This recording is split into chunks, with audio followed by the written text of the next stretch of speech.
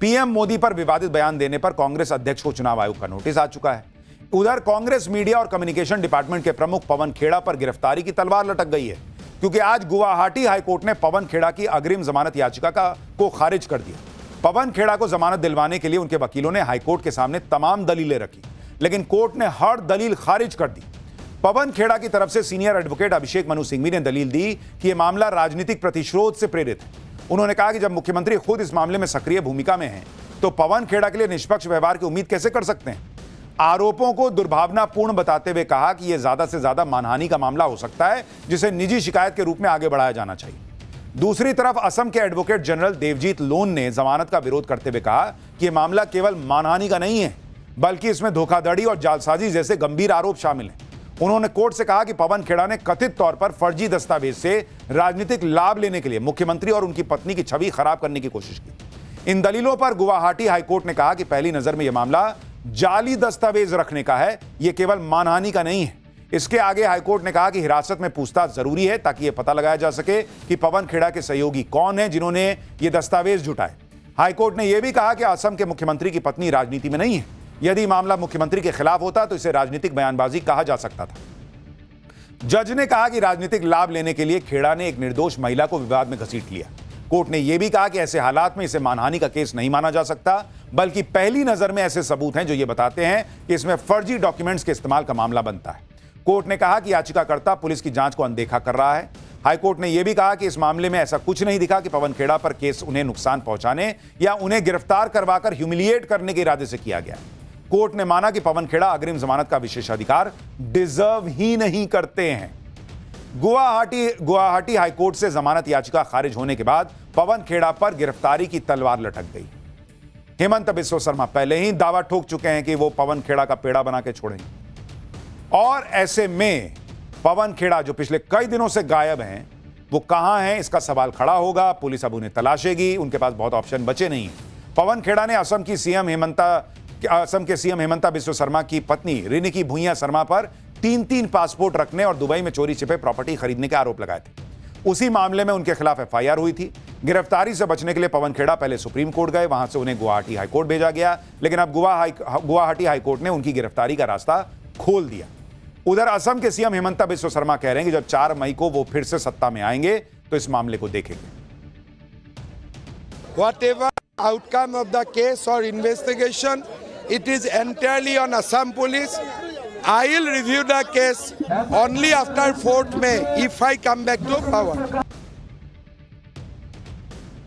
यानी पवन खेड़ा की मुश्किल और ज्यादा बढ़ गई है। लेकिन हम आगे बढ़ रहे हैं पाठशाला में अगले चैप्टर की तरफ। बंगाल के पहले चरण की बंपर वोटिंग में किसको बंपर सीट आ गई, क्या रिपोर्ट आ गई। इधर मोदी उधर अमित शाह दोनों ने आज वो दावा ठोक दिया जो ममता को परेशान कर देगा। क्या बंगाल में दूसरे राउंड की वोटिंग के पहले क्या गजब हो रहा है, अब इसका चैप्टर। बंगाल में पहले चरण में बंपर वोटिंग को बीजेपी और टीएमसी अपने अपने हिसाब से देख रहे हैं। अब सबकी नजर दूसरे चरण पर है, जब 142 सीटों के लिए मतदान होगा, और इसके लिए बीजेपी और टीएमसी पूरी ताकत लगा रहे हैं। पीएम मोदी 2 दिन से बंगाल में, अमित शाह लगातार वहां चुनाव मॉनिटर कर रहे हैं। पहले दौर की बंपर वोटिंग के बाद अब बयानों और दावों का दौर शुरू हो गया है। अमित शाह कह रहे हैं कि पहले दौर में बीजेपी 110 सीट जीत रही है। टीएमसी दावा कर रही है कि कुछ बोल रहे हैं, पहले दौर में टीएमसी 125 से ज्यादा सीटें जीत रही है। यानी सब अपना अपना कैलकुलेशन लगाकर बैठे। पहले दौर में बढ़त का दावा ठोका जा रहा है। इन सब के बीच दूसरे दौर की वोटिंग के लिए भी तैयारी तेज हो गई। पीएम मोदी ने आज हुगली नदी में नौका विहार किया। अमित शाह ने बीजेपी पदाधिकारियों के साथ बैठक की, लगातार चुनाव मॉनिटर कर रहे हैं। ममता बनर्जी बंगाल चुनाव में जीत के बाद दिल्ली को टारगेट करने की बातें कहने लगी। कह रही हैं कि दिल्ली में बीजेपी का विनाश तय है। दूसरी तरफ पीएम मोदी ने कहा कि बंगाल में ममता बनर्जी की विदाई तय हो गई। कुल मिलाकर पहले चरण की बंपर वोटिंग के बाद बंगाल में बंपर एक्शन देखने को मिल रहा है। देखिए, पहले राउंड की बंपर वोटिंग के बाद बीजेपी बहुत कॉन्फिडेंट है। गृह मंत्री अमित शाह ने पहले चरण के मतदान के बाद बड़ा दावा ठोक दिया। अमित शाह ने कहा कि बीजेपी जो पहले राउंड में 152 सीटों पर वोट पड़े हैं, उसमें से 110 से ज्यादा सीटें जीतने वाली।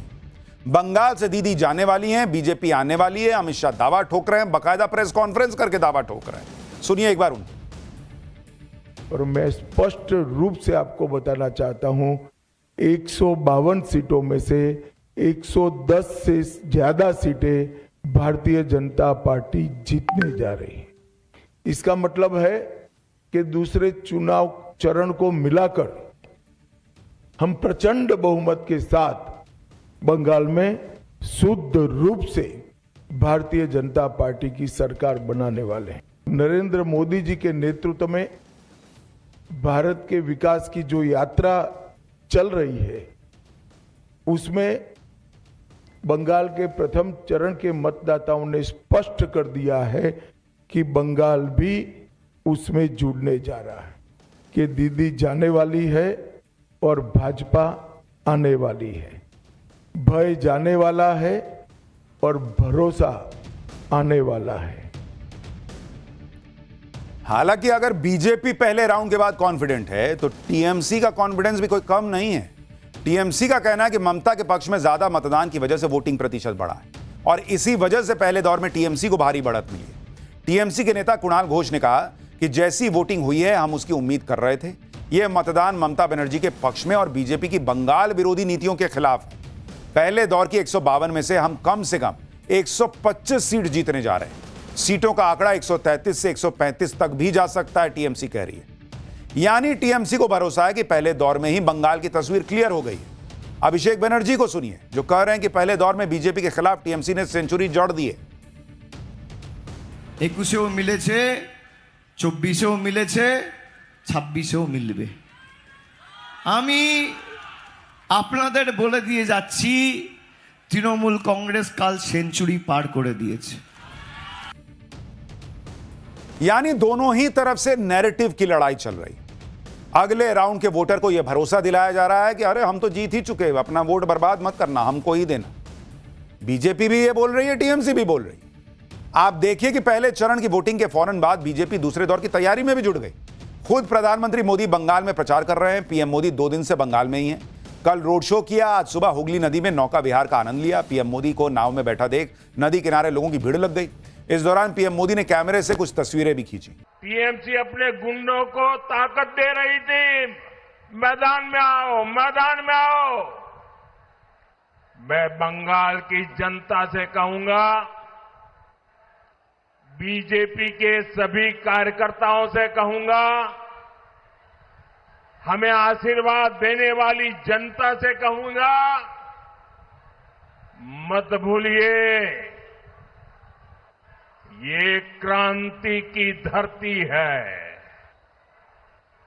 ये वीरों की धरती है और ये मत भूलना, हर बुझता हुआ दीपक थोड़ा फड़फड़ाता है।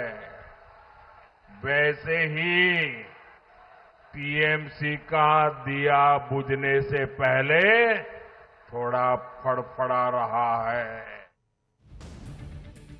पीएम मोदी बंगाल में जो भी कर रहे हैं उससे टीएमसी में खलबली मच जाती। पीएम मोदी ने झालमुड़ी खाई तो टीएमसी ने उसका मजाक उड़ाया। अब पीएम मोदी ने नौका विहार किया तो उस पर भी टीएमसी कह रही है कि राजनीतिक पर्यटक नरेंद्र मोदी अब बंगाल में नौका विहार कर रहे हैं। इससे पहले फोटो मंत्री को दिल्ली में यमुना छठ पूजा रद्द करनी पड़ी थी। शर्मिंदा और बेनकाब होकर वे अपने फोटोशूट के लिए बंगाल चले आए। जितनी चाहे नौटंकी कर लें, लेकिन जनता के गुस्से की गंगा में आपकी नाव डूबने वाली है, टीएमसी कह रही है। नरेंद्र मोदी और अमित शाह के धुआंधार प्रचार से ममता बनर्जी की टीम में हड़कंप है। पीएम मोदी ने 2 दिन में बंगाल में कई रैलियों को संबोधित किया। आज जादवपुर और दमदम में विजय संकल्प रैली की, उससे पहले हुगली में नौका विहार किया। कल हावड़ा में पीएम मोदी ने रोड शो किया। कल ही बेलूर मठ गए थे और पूजा की थी। यानी अगर आप देखेंगे तो नरेंद्र मोदी और अमित शाह दोनों ने पूरा जोर बंगाल पर लगा रखा है। दूसरे दौर की वोटिंग 29 अप्रैल को है और उससे पहले ही पीएम मोदी बंगाल में बदलाव का दावा कर रहे हैं। कल पहले चरण के मतदान ने तृणमूल के महाजंगल राज के अंत का उद्घोष कर दिया है। आज बंगाल में एक ही गूंज है, पलटानो दोरकार, पलटानो दोरकार, पलटानो दोरकार। एक तरफ नरेंद्र मोदी हैं, दूसरी तरफ बंगाल में अमित शाह का माइक्रो मैनेजमेंट। सभी के साथ कनेक्ट करने की कोशिश, यहां तक कि सोशल मीडिया पर भी लोगों को रिप्लाई कर रहे हैं अमित शाह। कल अमित शाह ने उत्तरी 24 परगना के मध्यम ग्राम में रोड शो किया था, जिसकी जानकारी अमित शाह ने सोशल मीडिया पर दी। अमित शाह के रोड शो में आने में देरी हो रही थी, वहां खड़ी भीड़ परेशान हो रही थी। इसी दौरान सोशल मीडिया पर एक लड़की ने अमित शाह से कहा कि जल्दी आ जाइए अमित जी, हम लोग रोड शो के लिए गर्मी में बहुत देर से खड़े हैं। इस पर अमित शाह की तरफ से फौरन रिप्लाई आया कि देरी के लिए माफी मांगता हूं, 10 मिनट में बस पहुंच रहा हूं। यानी अमित शाह सभी के साथ जुड़ने की कोशिश कर रहे हैं। आज भी अमित शाह ने बैरकपुर में रोड शो किया, जहां भारी भीड़ थी। अमित शाह ने कहा कि बंगाल में निडर होकर लोग वोट डाल रहे हैं और लोगों में ममता के लिए बहुत गुस्सा है। उधर पहले दौर की वोटिंग के बाद ममता बनर्जी ने भी दूसरे चरण के मतदान के लिए पूरा जोर लगा दिया। ममता बनर्जी ने आज भवानीपुर में पदयात्रा निकाली। ममता बनर्जी भवानीपुर से ही चुनाव लड़ रही हैं। ममता की पदयात्रा में बड़ी संख्या में लोग शामिल हुए। ममता बनर्जी ने बीजेपी पर बेहद तीखा हमला किया। ममता बनर्जी ने चुनाव आयोग पर भी निशाना साधा और कहा कि बीजेपी के लिए काम करने वाले सभी लोगों के नाम लिस्ट में हैं। आप बीजेपी बैकग्राउंड के आधार पर लोगों को यहां लाए हैं और उसी के हिसाब से अधिकारियों की नियुक्ति की गई है। ममता बनर्जी ने कहा कि याद रखना, सभी का हिसाब होगा। ममता बनर्जी इस तरह की चेतावनी पहले भी दे चुकी है। आज भी ममता बनर्जी ने बीजेपी को चेतावनी दी कि बंगाल के बाद दिल्ली से बीजेपी को उखाड़ फेंकेंगी। ममता ने कहा कि वो दिल्ली में बीजेपी का विनाश चाहती हैं। কোনো তোমাদের ক্ষমতা নেই আমাদের পরাস্ত করবার, এটা জেনে রেখো। আমরা অন্যায়ের বিরুদ্ধে লড়াই করি, অধিকারের জন্য লড়াই করি। আর বাংলায় আমি জন্মেছি, এই বাংলায় আমার মৃত্যু হবে। আমি তোমাদের দিল্লি দখল করবই। বাংলা দখল করার পরে সব দলকে নিয়ে আমি চেয়ার চাই না, কিন্তু আমি চাই দিল্লিতে বিজেপির বিনাশ। বাংলায় তো বিনাশ হবেও, দিল্লি থেকেও বিজেপি হাঁটাতে হবে। यानी साफ दिख रहा है कि बंगाल में दूसरे चरण के मतदान को लेकर जबरदस्त लड़ाई चल रही है, सियासी लड़ाई।